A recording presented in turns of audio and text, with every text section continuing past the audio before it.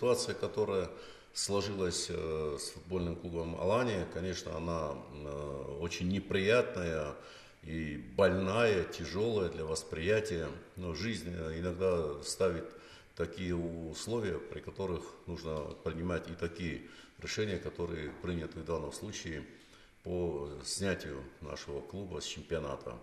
Надо сказать, что огромных усилий стоило добиться того, чтобы впервые за всю историю существования нашего клуба нам удалось добиться, и это редкий случай вообще в чемпионате, когда клуб, представляющий субъект Российской Федерации, финансировался не из бюджета. То есть бюджет был освобожден от финансирования клуба, и мы считали это большим достижением, и сегодня считаем. Но команда из премьер-лиги вышла в низшую ступень, и это совпало с реальными, совершенно естественными форс-мажорными обстоятельствами, которые привели наших спонсоров, партнеров, руководства Росгидро к необходимости заявить о том, что невозможно дальше финансировать клуб. И были очень непростые переговоры, и благодаря Толстых, благодаря Мутко, все-таки нашему клубу дали добро на то, чтобы мы акционировались. И тем не менее, к этому моменту Росгидро еще раз подтвердила, что ситуация, в которой они сегодня находятся, это сложная ситуация, она связана с ограничением тарифов по всей стране.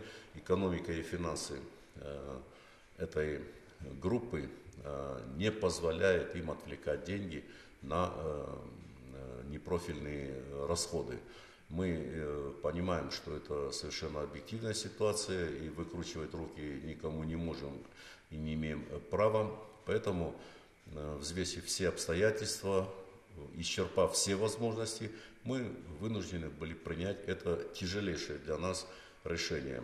Но Северная Осетия была, есть и будет территорией, где рождаются самородки. Они, конечно, это образные выражения, они появляются потому, что у нас отлажена система детского футбола, спортивных школ. Мы эту часть будем продолжать поддерживать. Мы будем делать все, чтобы через клуб «Алания Д» мы все-таки реализовали те перспективы, которые совершенно объективно ведут Осетию к новому подъему футбола, в том числе профессионального. И мы будем делать все от нас зависящее для того, чтобы это случилось.